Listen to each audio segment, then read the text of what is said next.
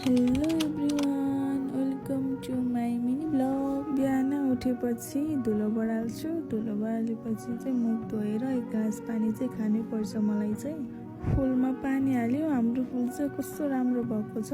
आन्टीले चाहिँ बोलाउन आएको थियो, जाउँ मसँग साथी गर्न भन्यो। अनि म चाहिँ आन्टीसँग प्रोजेक्टमा गएँ। मोटी छु नि त म, यसो घटौँ भनेर एक्सर्साइज पनि गर्यो। घरमा आएर खाना पनि पकायो, तरकारी पनि पकायो।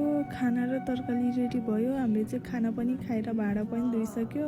बाजे आएको रहेछ क्या। यो बाजेलाई चाहिँ इङ्ग्लिस आउँछ भनेर इङ्ग्लिस बोलेको छ। त्यही पनि जे पाए त्यही बोलेको छ कि उल्टो उल्टो।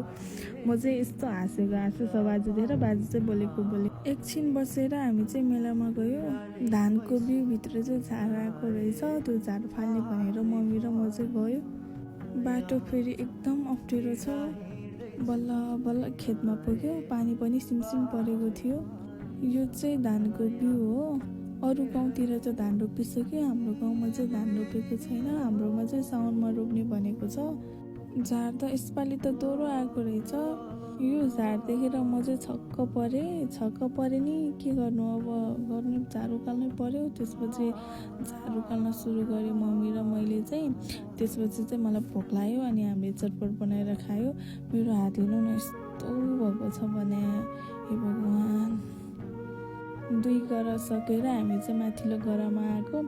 अब सकिन लाग्यो नि त। अनि मलाई चाहिँ कतिखेर घर जाउँ जस्तो भयो। तर हामी चाहिँ घर गए सकेर। हेर्नु न भ्यू कस्तो राम्रो देखेको। मकै खानुभयो तपाईँहरूले? हामीले चाहिँ मकै खाएको छैन। यो बाख्राले चाहिँ मलाई हेरेको रहेछ। त्यसपछि घर पुगेँ, नुहाएर रक्सी पनि पारेँ।